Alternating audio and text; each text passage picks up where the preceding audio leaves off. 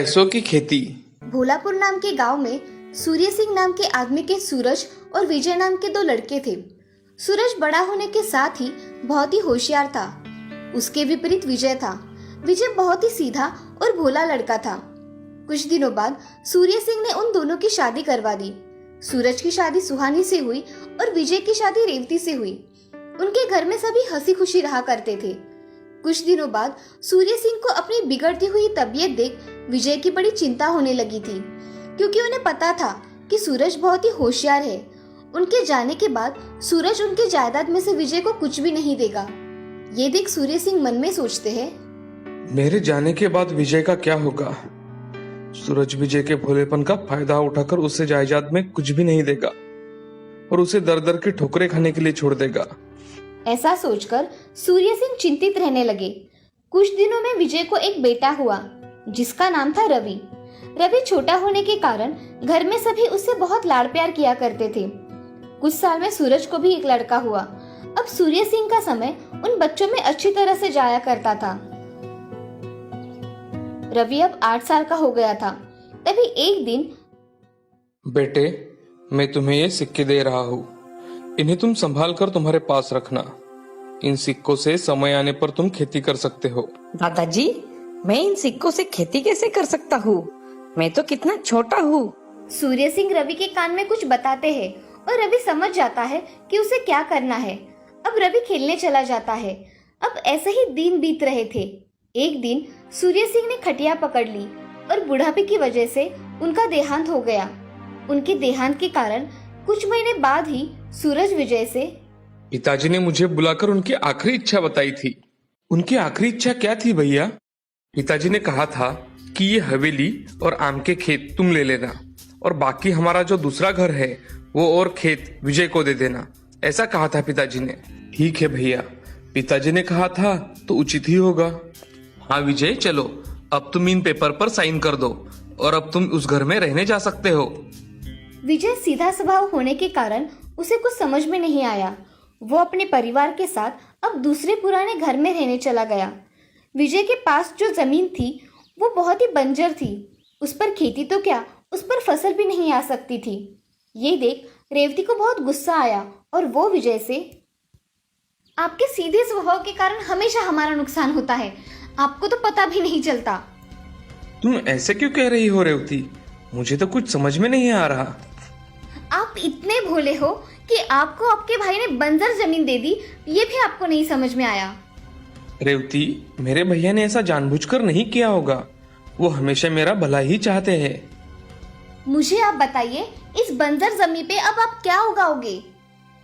विजय सोचने लगता है, मगर वो जमीन बंजर होने के कारण उसका दिमाग काम करना बंद कर देता है।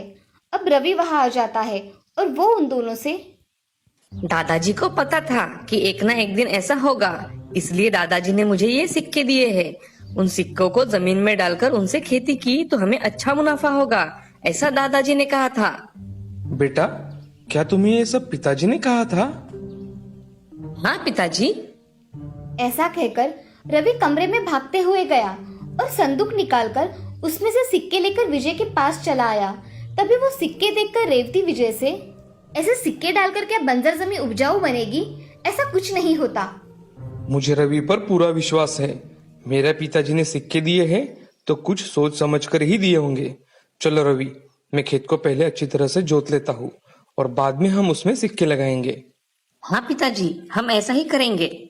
ऐसा कहकर रवि और विजय खेत जोतने के लिए चले जाते हैं।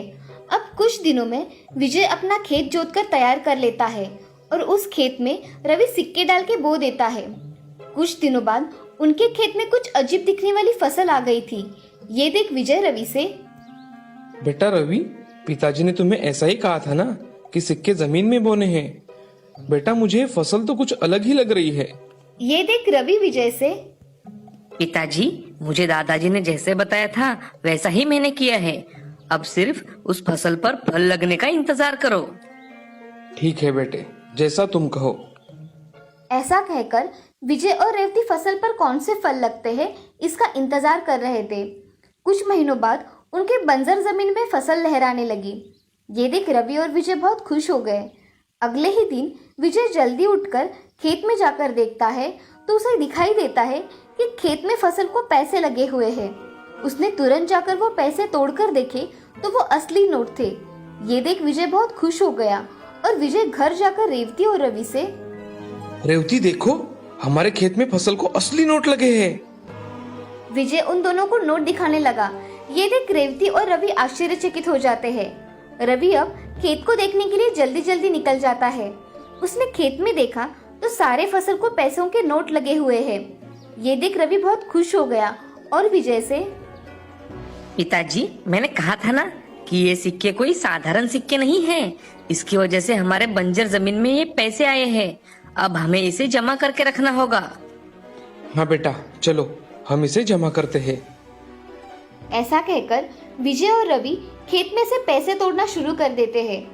विजय के खेत में पैसों की फसल देख सारे गांव वाले आश्चर्यचकित हो जाते हैं। रवि और विजय कुछ ही दिनों में फसल के सारे पैसे तोड़कर बहुत सारी बोरियां भर लेते हैं। उसने इतनी सारी बोरियां भर ली कि वो जिंदगी भर बैठ के खाएगा तो भी उसे कम नहीं पड़ेगा। ये बात सारे गांव में पता चल गई थी। सूरज को जब ये बात पता चलती है तभी वो मन ही मन सोचता है, मैंने इसे बंजर जमीन दी, फिर भी विजय को उसमें पैसे मिले। मुझे लगता है कि मुझे वो बंजर जमीन वापस लेकर हरे भरे खेत विजय को देना चाहिए। इसमें ही मेरा फायदा है। इससे मैं रातों रात करोड़पति बन जाऊंगा। ऐसा सोचकर सूरज विजय के यहाँ जाता है। सूरज विजय से, विजय, मुझसे बहुत बड़ी गलती हो गई भाई। मैंने तुम्हें ये बंजर जमीन दे दी और उपजाऊ जमीन मेरे पास रख ली। अब मैं चाहता हूँ कि तुम मेरी जमीन ले लो और मैं तुम्हारी बंजर जमीन ले लेता हूँ। भैया, इसकी क्या जरूरत है? आपने हमें बहुत कुछ दिया है। देखिए, मेरे पास अब इतना पर्याप्त धन है कि मैं उसे बैठकर खाऊं तो भी कम नहीं पड़ेगा। इसलिए आपको ये जमीन चाहिए तो ये जमीन आप ले सकते हो।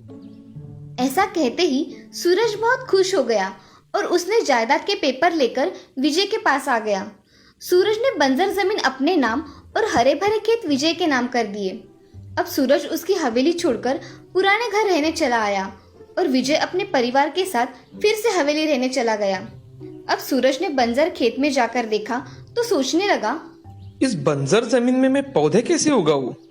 हाँ, मैं रवि से पूछ लेता हूँ। उसको पिताजी ने बताया था कि कैसे पैसों की खेती करते हैं।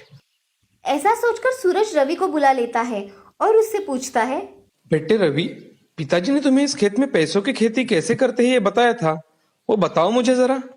बड़े पिताजी, मुझे दादाजी ने कुछ नए सिक्के दिए थे। उन्हें बोकर ही इस खेत में सोने के पौधे आते हैं और एक बार पैसों की खेती करने के बाद उस खेत में कुछ भी नहीं आ सकता। वो जमीन अब बंजर बन गई है। इसका कोई उपयोग नहीं है। रवि की ये बात सुनकर सूरज को पता चला कि उसने कितनी मूर्खता की। अब उसके हाथ में कुछ ना होने के कारण सूरज अब हाथ मलता रहा। अब कुछ दिनों में सूरज अपना सामान बांधकर शहर में नौकरी करने चला जाता है और विजय अपने परिवार के साथ गांव में खुशी खुशी रहता है। इस कहानी से हमें ये सीख मिलती है कि जिंदगी में कभी भी लालच नहीं करना चाहिए। लालच से हमेशा नुकसान ही होता है।